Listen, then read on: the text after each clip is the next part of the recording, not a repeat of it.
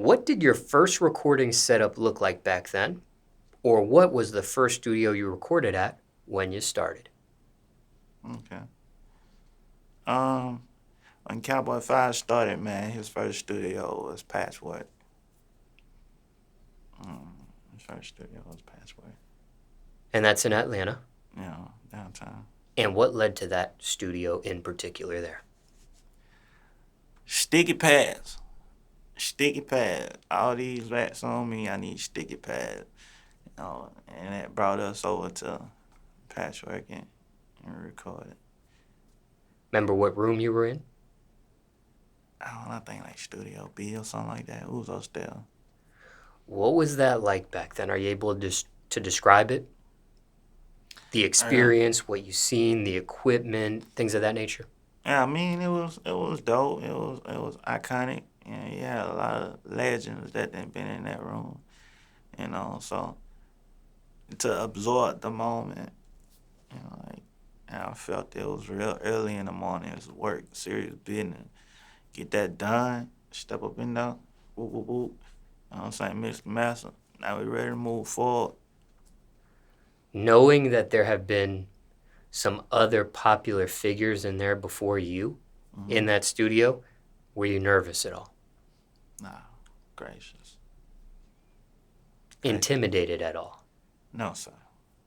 Family. For time reference, it's August 2021 now, but what's your recording process like these days? Well, these days, my recording process, like I say, I like to try to stock it up before I run into the lab and spit it out. So I'm also trying to keep it on the paper to already have that couple birds killed with one stone. At this point, you like recording during the day or at night? And I go 24 hours, sun up, sun down. Do you notice you record in the day more or the night more, or is it truly 50-50? 50-50. Do you notice any difference in the actual music when you record in the day or at night?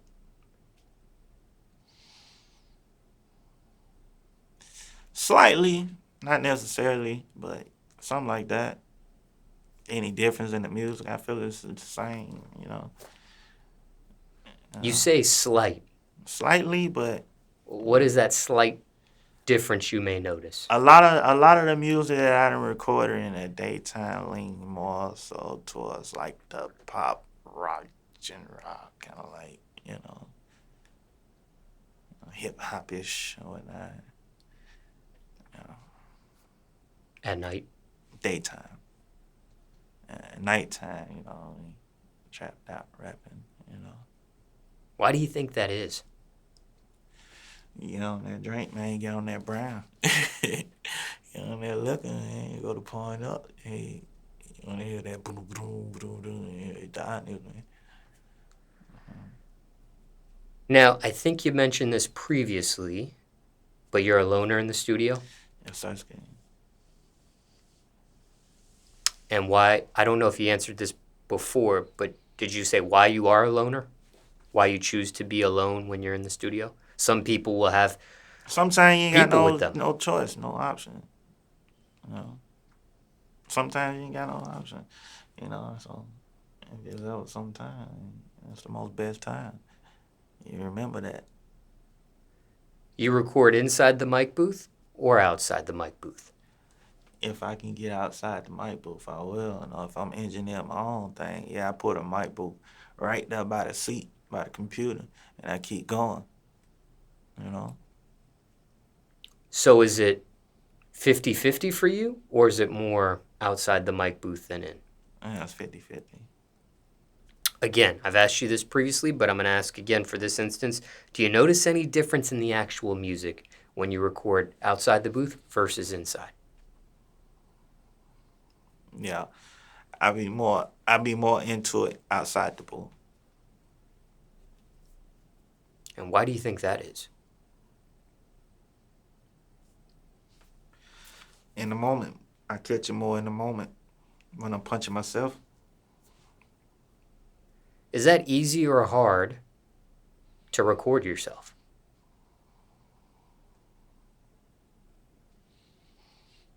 It's easy. How'd you learn? Hungry. And you ready to eat. You don't ask how to eat. You're hungry. Watching others? YouTube University, so to speak? Or did you actually go to a school for it? You know, when it started out, you just want a computer. That's when it started. You just want a computer. You're going to learn it. But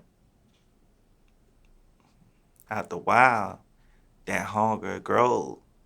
And when that hunger grows, you might just go to a university. You might just go and study YouTube. What they call it, YouTube University? Yeah. Where people just sit up and study YouTube, whatever the case may be. Me personally, I think it more so started when I just got that computer. I got my hands on a computer. I was able to engineer myself, but I try to work with others nowadays, though. Work with engineers. So when you say on the computer, you're talking about more like trial and error? You're experimenting with different buttons and functions and things of that nature, and then you... Hey, you grab your little laptop or something like that. If you got a desktop, that's even better. You get your Pro Tools software, and you get your USB interface, and you get to rapping. Everybody rapping nowadays. When you got people in the apartment, man, out of apartment complex, man, you got at least 15 apartments got a microphone, Everybody rapping is 2021. But not everybody's recording themselves, though. Yeah, it's a lot of people recording themselves. I think so. So for you, just to clarify, do you read the instructions from the instruction manual, and that's how you figure things out, or are you just experimenting with the different buttons and functions on that computer program and just trial and error, natural experimentation sort of thing? I pretty much know it. I pretty much know the computer. And it's a USB. It's a MIDI. All that type of language. I understand it. If it's something I don't understand, that's why I keep that book right there. I can always pick it up. But 9 times out of 10, that ain't the first thing I do.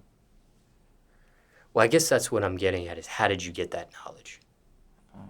It's just electronics, man. Just wires. I always been into it. Cameras, lights, things you can plug up and it have action to it.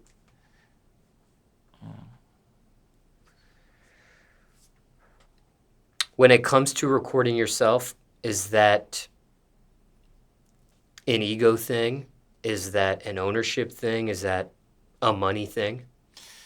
No, it's just more of the capture of the real thing. You have had other people engineer you before, though? Yes, sir. Yes, sir, Ski. Because you've experienced both, recording yourself or engineering yourself and letting someone else do it, what do you prefer? It depends. It depends, man. And I just recorded over here at $1 million basement. I recorded Keep Going over there, man. Here, Lex was doing his thing. Like, I don't recording that thing. Like, I don't recording. I told him that, like, hey, bro, you punch it. You got this shit like, yeah, you punching in and punching out like I'm recording by myself. Like, so it's a 50-50 thing.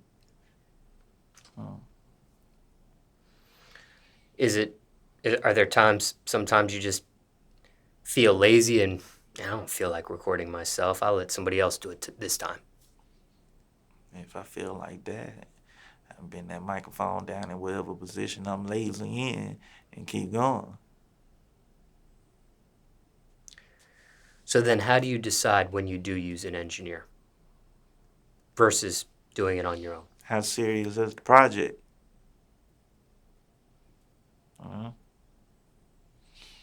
If it's a serious endeavor, you're going to get an engineer for it.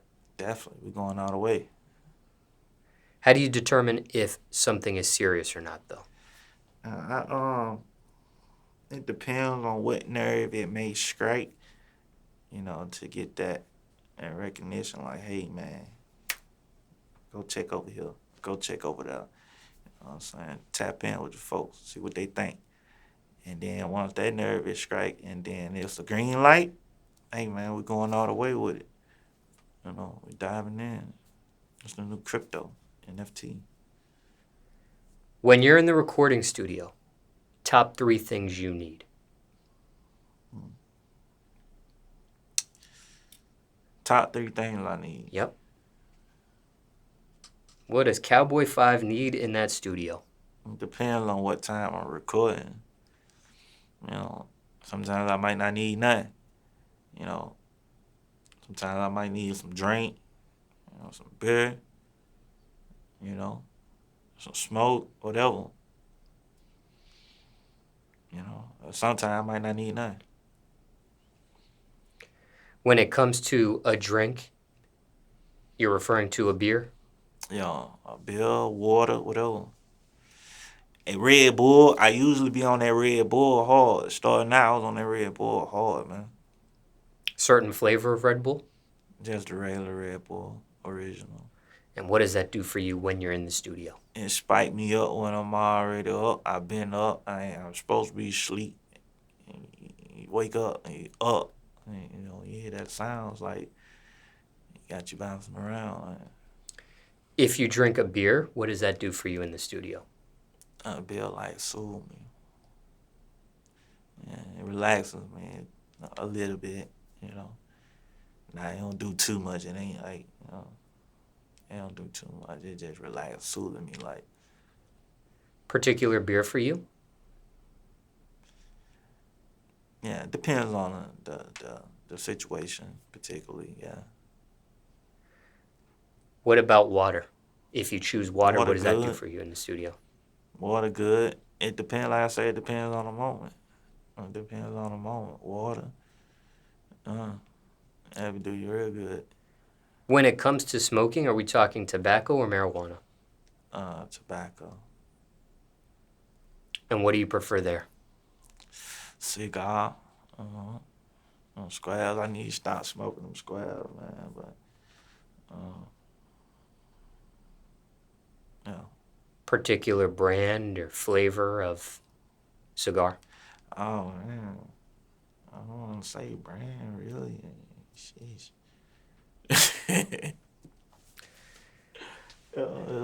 It's up to you. Nah, I ain't gonna say brand. I ain't gonna say brand, man. Square, man. I understand me, You understand. I ain't gonna say no brand. When it comes to smoking tobacco or drinking alcohol, was that influence or natural experimentation for you when you used it in the studio? I mean, it was with me. No influence, no experiment. It was with me. Do you notice any difference in your music when you're on beer, cigar, versus drug-free in the studio? Nothing in your system. Notice any difference in your actual music? It depends. It depends on what the music is, but it just brings that moment that I need to complete it. You see what I'm saying? It's not necessarily bringing a difference. It's developing what's needed to be developed or producing what need to be produced. It's not necessarily adding anything extra, And I forgot to ask you this, but when you do choose to smoke a cigar, what does that do for you in the studio? Soothes me.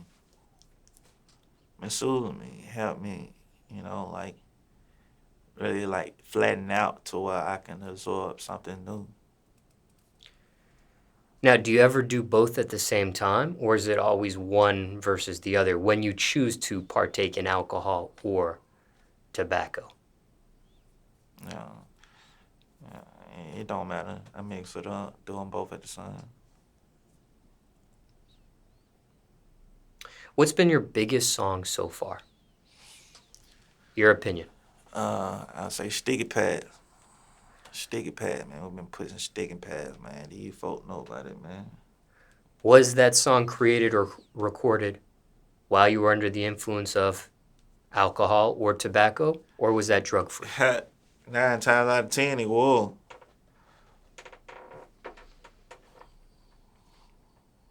Because your biggest song so far may have been under the influence of alcohol or tobacco, does that make you want to do it more? No. No. Anyone in the music industry, an advisor, consultant, management, etc., encourage or discourage your alcohol or tobacco use? No. No one encourage tell me not to, whatever. No. Have you ever made an actual song about beer or cigars? I will. I will if that's the target, if that's the niche that we targeting. Yeah. But I haven't, no. I made a song about fast food, though. What's the name of that song if people want to check that out? I think fast food. Yeah, give me my double cheese. I fuck with fast food, but I eat the broccoli. I mean, eat healthy versus fast food. Like, yeah, I fuck with fast food. Type shit. And that song is out right now if people want to check it out. Definitely. Craziest studio story, if you have one. Oh, craziest studio story. I don't know, man. I mean, like, craziest studio story. I don't know. It depends on like what's crazy. Crazy, the most amazing track I ever made. Or crazy, like, what's crazy. Craziest studio story, something that happened in the studio that was just unbelievable, unexpected, a surprise. Can't believe this happened in your session. Nah, I ain't got no story like that. No story like that. Ever had sex in the studio before? Yeah, man, that's old news, though. Man. Like, nah, yeah, that's old news. Well, I ain't looking forward to it. I'm trying to get work done. I ain't looking forward to it. Yeah, that old news, though. Something we could talk about or no? Nah, I don't want to talk about it. I ain't talking about it. That need to start happening. We need to get more production done, man, about money. Ain't got time for that.